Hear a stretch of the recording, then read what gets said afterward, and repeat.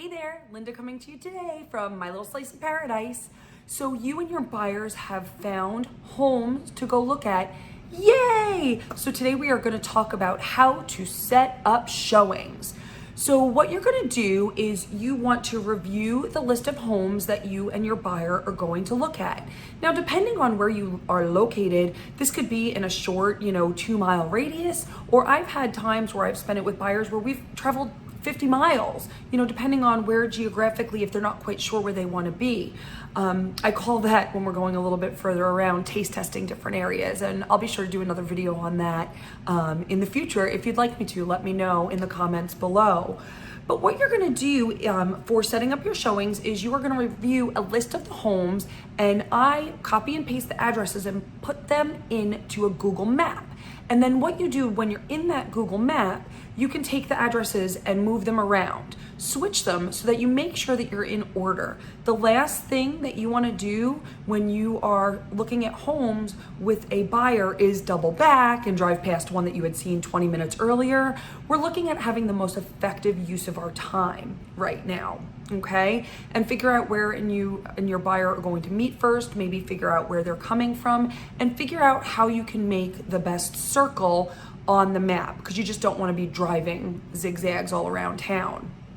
Now, next, confirm that you can actually see all of these listings. So when I go down my map, I go through my MLS and I either click on showing time, call the agent, or whatever I need to do to confirm that appointment. So then I confirm the appointments and I look on my map about approximately how much time it's going to take to get from one home to the other.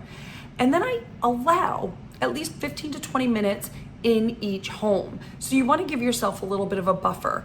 Typically when you set up your appointments, I always tell the listing agents, if we're going to be seeing more than, 2 homes, that we're looking at multiple homes, and I try to make a 15 to 20 minute window of when we're going to arrive as a courtesy, especially for occupied homes when you know the seller is going to be leaving, for you to go ahead and go look at it. So this is definitely the tricky part. This might take you a little bit of time because you're waiting for your confirmations, and you might have to move your map around a little bit depending on which homes you can get confirmed. Now you can create a cart in your MLS. So what that is you pull and if you want me to do something where I show you how to do this on the screen in my MLS, drop a comments below and I'll be sure to do that for you. But you create a cart in your MLS and you can actually order it in the order that you're going to be seeing the homes. So what I do is I always email a copy of that to my buyer, and I email a copy of that to myself, so that I have it at my fingertips digitally if I need it for any reason while we're out looking at the homes.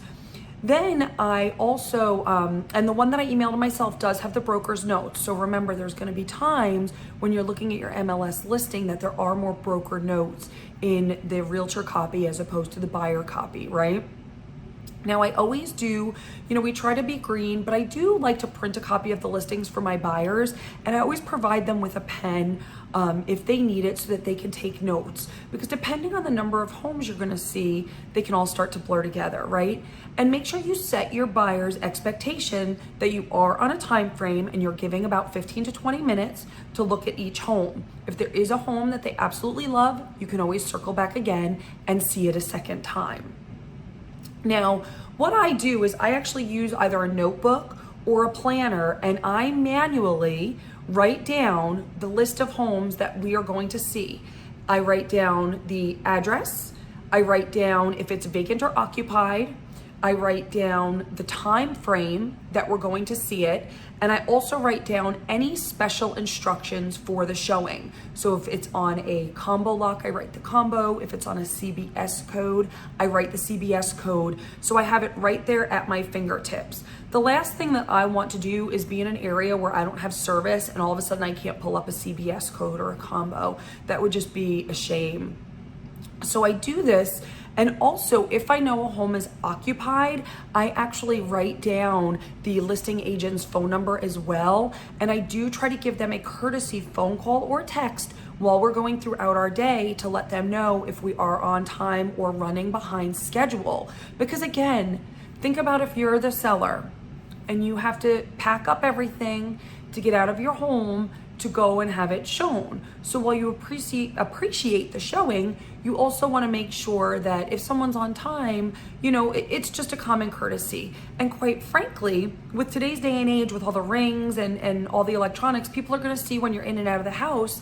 And if you love that home and you want to make an offer on it, sometimes a small common courtesy, like being on time or letting them know if you're going to be late, may give your buyer an edge up on making the offer. So if you do have a question about actually setting up the search in the MLS, there is another video on that you will see. Please like, comment, subscribe. Let me know if you have any questions. Let me know if you'd be interested in seeing how I set up the cart on my MLS. I'd be happy to share that as well. Thank you so much for watching. I hope you have a great time showing these homes. Go and have a great time, and hopefully you get a sale. Until next time.